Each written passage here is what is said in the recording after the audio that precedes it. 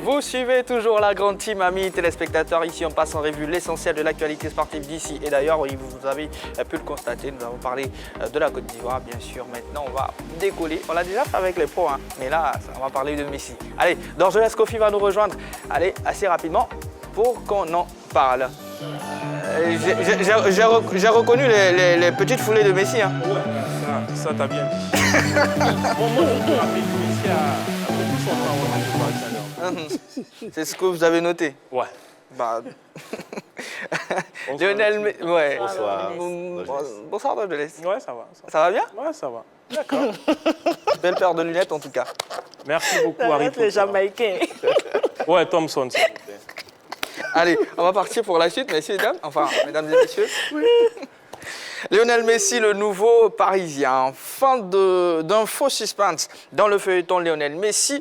Comme prévu, la star argentine a atterri ce mardi à l'aéroport du Bourget, situé au nord de la capitale française. Le septuple Ballon d'Or est arrivé en compagnie de son épouse, ses 3 enfants et son père. Âgé de 34 ans, Léo Messi va paraffer un contrat de 2 saisons, plus une en option. Selon les différents échos, l'ex-capitaine du FC Barcelone va toucher entre 22 et 26 milliards de francs CFA de salaire net par an. Alors finalement, Lionel Messi est à Paris. Il touchera donc entre 22 et 26 milliards.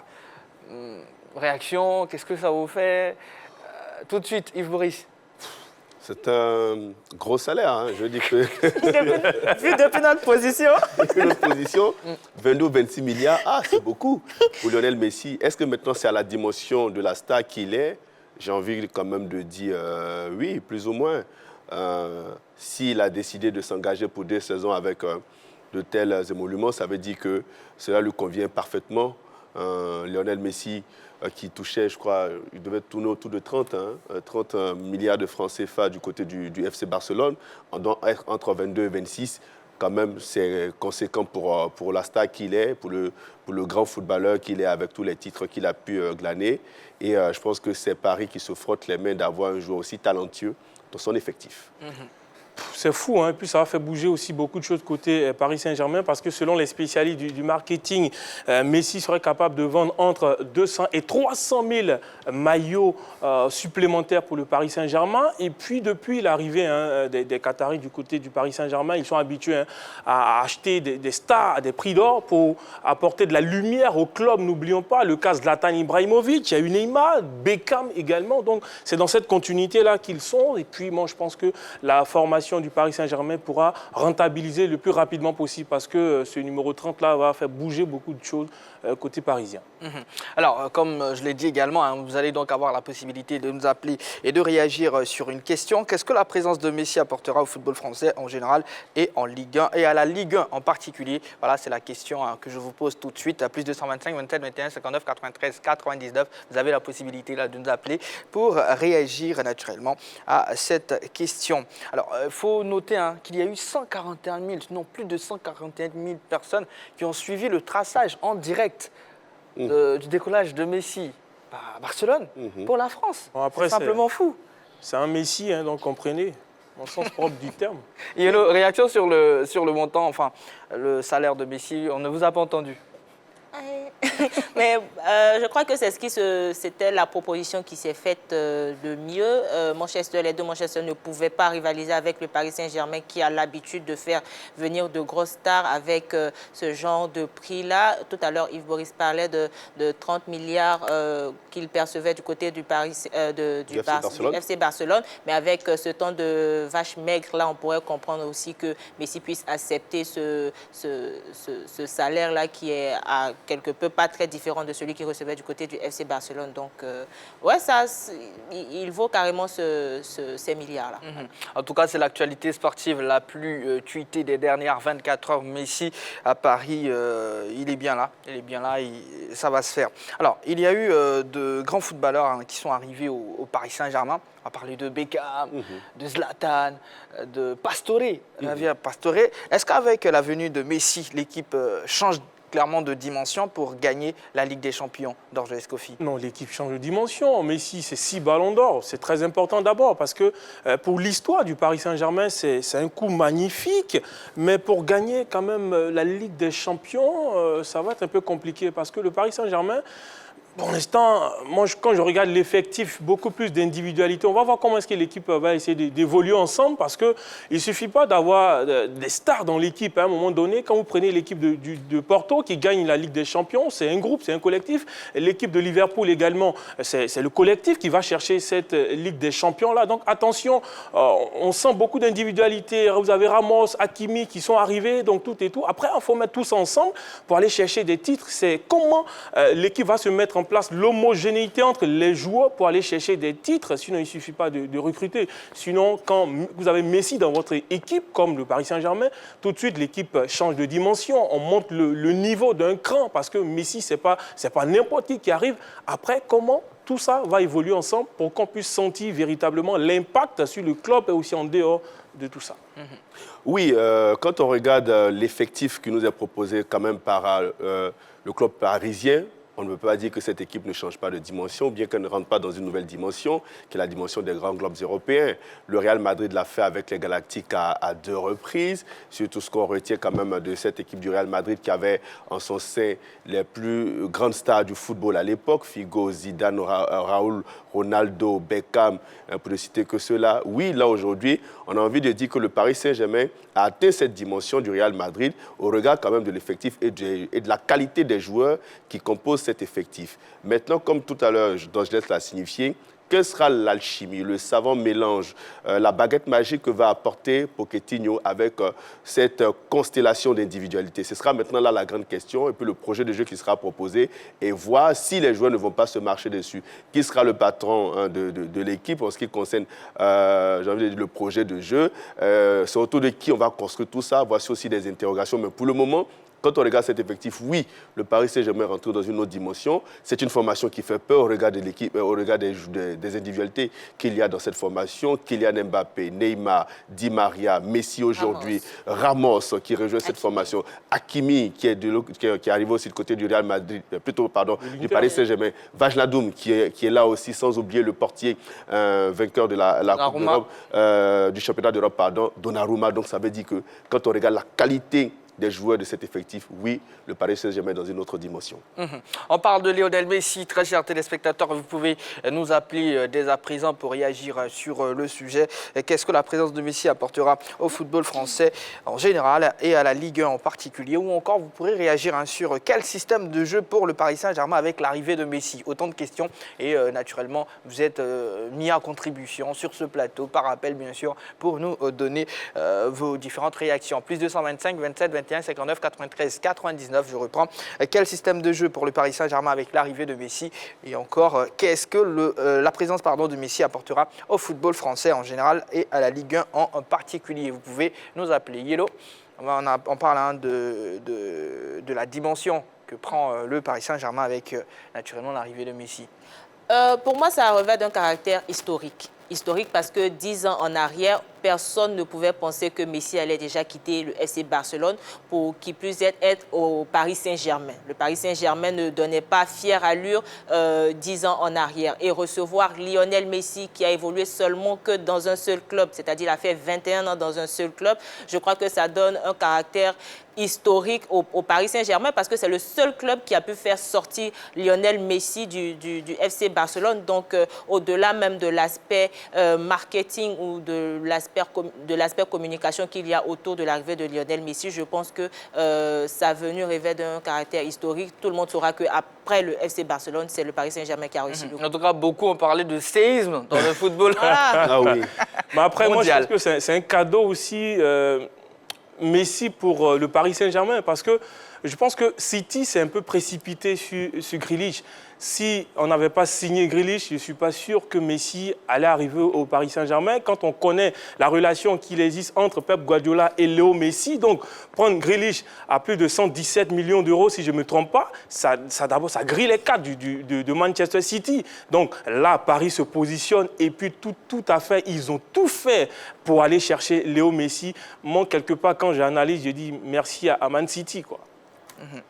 Alors, Dorgelès Kofi, on va parler du système de jeu du Paris Saint-Germain. Vous avez une compo probable. Yves vous parlait tout à l'heure de comment mettre tout ça ensemble pour avoir en tout cas un bon résultat, un bon effectif. Avec vous, on va voir une compo probable. C'est très important parce que, on va dire, le successeur de Thomas Tuchel a différentes possibilités de faire évoluer Lionel Messi. On va regarder le premier tableau, là, il faut le savoir. Il s'est évertué à jouer en 4-2-3-1, un schéma tactique dans lequel il positionne un meneur de jeu en soutien de l'attaquant de pointe. Ce rôle pourrait être dévolu à Lionel Messi. Donc derrière, vous avez Navas, Marquinhos, Ramos dans l'axe, Hakimi, Bernat sur les côtés, Jorginho et Verratti devant la défense. Et puis derrière l'attaquant Kylian Mbappé, vous avez Di Maria, Messi, Neymar. Deuxième possibilité aussi d'évoluer en 3-5-2 moulable, en 5-3-2 avec Messi et bien sûr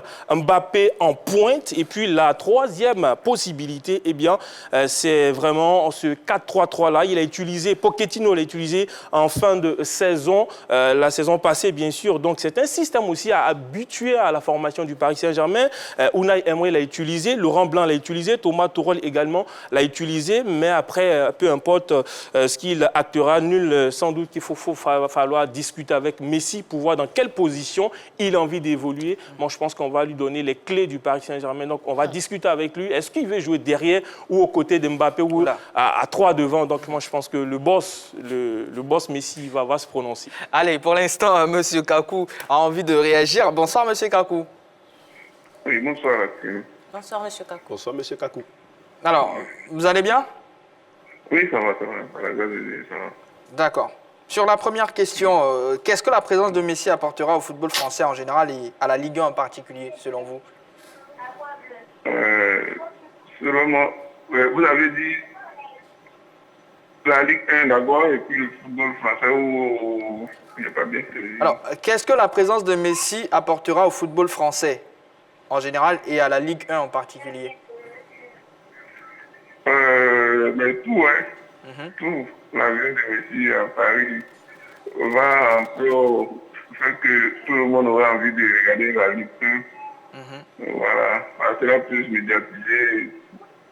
Voilà. En tout cas, sur le plan sportif, sur le plan économique, tout ça, ça va rapporter surtout au club. Voilà. D'accord. Alors, vous sentez plus Messi à quelle position? Messi, bon, de jeunesse avait donné, comment on appelle Des compos probables, oui. Des compos, ouais, je pense que c'est dans cette optique-là que moi je vois un peu.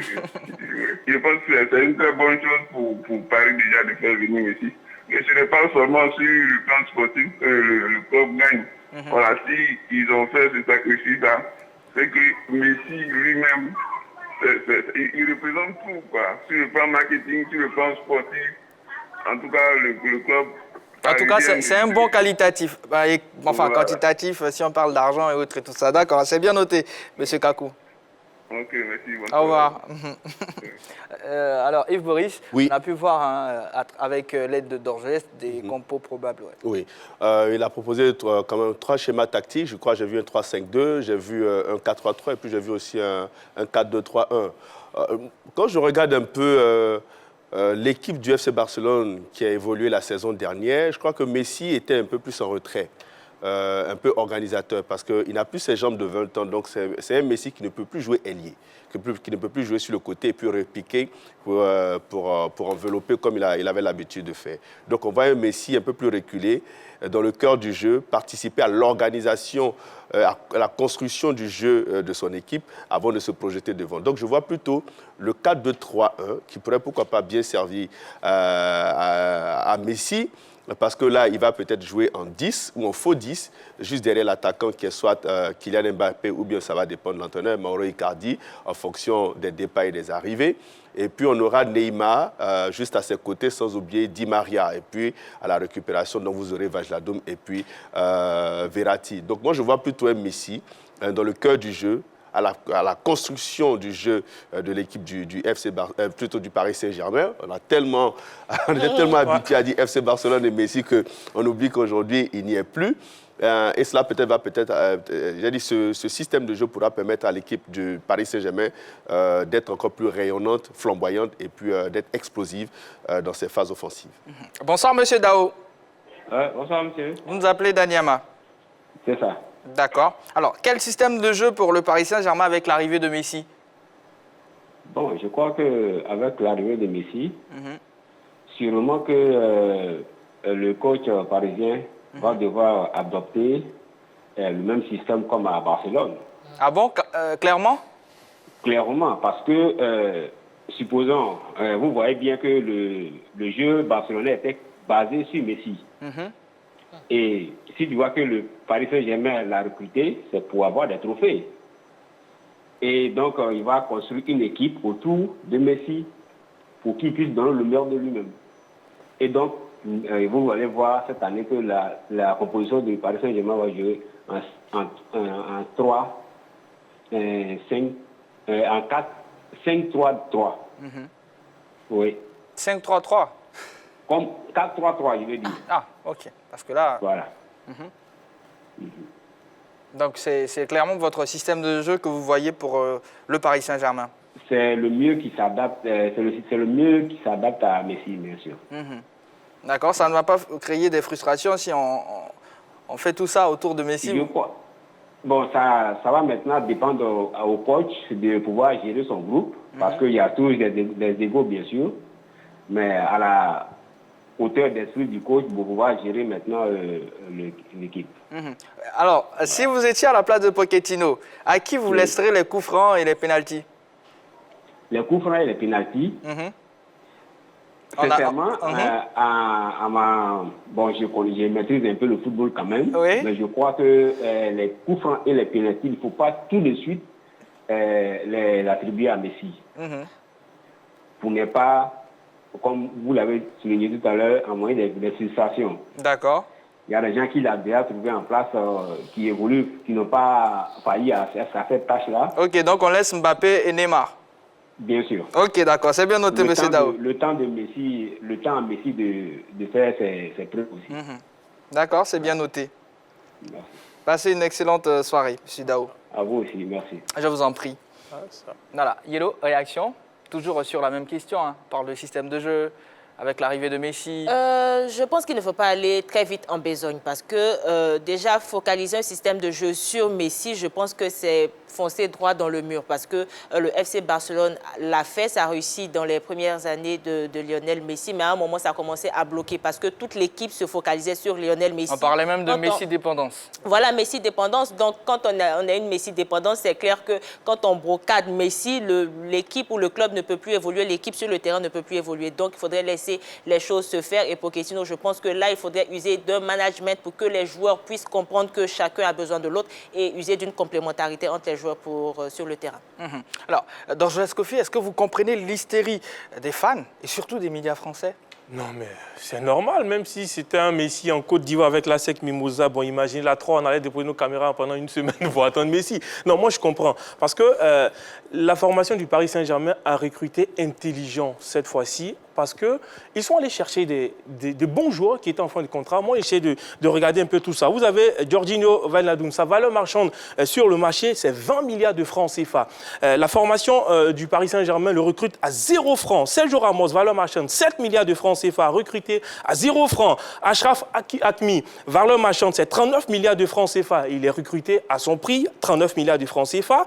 Gianluigi Donnarumma, valeur marchande, c'est 43 milliards de francs CFA, 0 francs en termes de recrutement pour le Paris Saint-Germain. Et puis vous avez Léo Messi, valeur marchande, c'est 53 milliards de francs CFA, 0 francs. Moi, je pense que c'est bien réfléchi, c'est recruté intelligent. Ils n'ont pas fait n'importe quoi cette fois-ci. Ils ont étudié le marché, ils ont senti des coups et ils sont allés chercher ces garçons. Moi, je pense que c'est tellement magnifique. C'est ce qui permet au Paris Saint-Germain, parce qu'il y a des joueurs qui étaient en fin de contrat. Ils ont surfé sur l'occasion. Sinon, quand vous regardez ici, on veut recruter avec la valeur marchande brute de ces garçons. Moi, je pense que le Paris Saint-Germain, ça allait être impossible. Ça est quasiment impossible. Donc là, je pense que félicitations à Leonardo, longtemps décrié, mais là, et puis avec l'aide de son président, je pense que c'est magnifique ce qu'ils ont fait. D'accord, on va prendre l'appel de M. Zabalo. Bonsoir, M. Zabalo. Bonsoir, la team. Bonsoir, monsieur Bonsoir, Zabalo. monsieur Zabalo. Vous êtes à Port-Boué? Je suis à Port-Boué, exactement. Ça va là-bas? Ça va à Port-Boué? Oui, ça va très bien à Port-Boué. D'accord. Alors, quel système de jeu pour le Paris Saint-Germain avec l'arrivée de Messi, monsieur Zabalo, selon vous? Bon, personnellement, moi, je veux que l'entraîneur instaure maintenant un système. Oui, ça va mettre à toute l'équipe de jouer. Est-ce que vous pouvez éteindre le poste téléviseur derrière? Parce que ça fait écho et on a du mal à vous suivre. C'est compris. Donc, je disais, il faut que l'entraîneur mette un système qui va permettre à tous les joueurs de jouer au collectif. Parce que si on laisse Messi seul jouer, ça va créer des problèmes au niveau de l'équipe. Ça, c'est la première des choses. D'accord. Parce qu'il y a déjà des stars. Or, plusieurs stars dans une équipe, vraiment, ça va créer encore d'autres problèmes. Donc, il faut savoir manipuler tout ce contour pour que l'équipe puisse évoluer. Là, parce qu'ils ont reculé des stars, puis on peut dire non, Paris a déjà gagné. Non, non. Ces stars-là, il faut les mettre ensemble, le jeu collectif pour que les Messi puissent jouer. C'est tout ce que je voulais dire. Merci beaucoup, monsieur Zabalo. Merci. Je vous en prie. Alors, Yves Boris, Oui. nous tendons allègrement vers la fin de cette émission. Oui. Quelle doit être justement... Sinon, comment doit réagir Pochettino aujourd'hui avec ses grosses stars, justement, au Paris Saint-Germain? Je pense- L'ego de toutes ces personnes-là. Je crois qu'il doit avoir un peu de céphalée en ce moment précis. Parce que là, il a des joueurs avec des égos surdimensionnés. Vous avez un Kylian Mbappé qui réclamait, il y a quelques années, plus de responsabilités. Vous avez un Neymar qu'on sait très fantasque et puis qui est aussi un joueur qui est beaucoup capricieux. Là, on a un Léo Messi qui, c'est vrai, ne manifeste pas beaucoup ses caprices, mais c'est un joueur qui a beaucoup d'ego. Ça, faut pas. Sergio Ramos aussi. N'oublions pas Sergio Ramos, voilà, le dandy, j'ai envie de le dire comme ça. Donc, il a quand même des joueurs à forte tête. Maintenant, ce sont des joueurs très expérimentés, très intelligents. Je me demande où ira le brassard. Bon, Le brassard, mais on le sait tous, je crois que c'est Marquinhos qui sera le capitaine. Ouais, mais après, il y a des dinosaures qui sont arrivés. Il y a Non, oui, il y a mais- des dinosaures, certes, mais ils viennent trouver quand même des anciens là dans ce club. Ça aussi, ça doit compter, ne l'oublions pas. C'est clair que je crois que c'est Marquinhos qui sera le capitaine. Et puis, tous les autres vont tourner autour de lui. Mais les leaders sur le terrain... on Pour sait 6 que- mois peut-être. Pour 6 mois, ah ouais, 7 ans jamais, voilà. Mais en tout cas, Messi est arrivé au Paris Saint-Germain. Le Paris Saint-Germain a atteint une autre dimension. Maintenant, est-ce qu'on aura les résultats? Est-ce qu'on aura le résultat qu'on attend, qu'on recherche, qui est de gagner la Ligue des Champions? Ça aussi, c'est une autre équation qu'on verra durant la saison. et c'est la grosse interrogation qu'il y a. Et c'est sur cette grosse interrogation qu'on va se laisser pour aujourd'hui. Très chers téléspectateurs, on a été très heureux d'être devant vous. On se donne rendez-vous demain à partir de 20h30 pour un nouveau numéro de votre émission préférée, La Grande Team. Allez, merci de toujours rester sur La 3.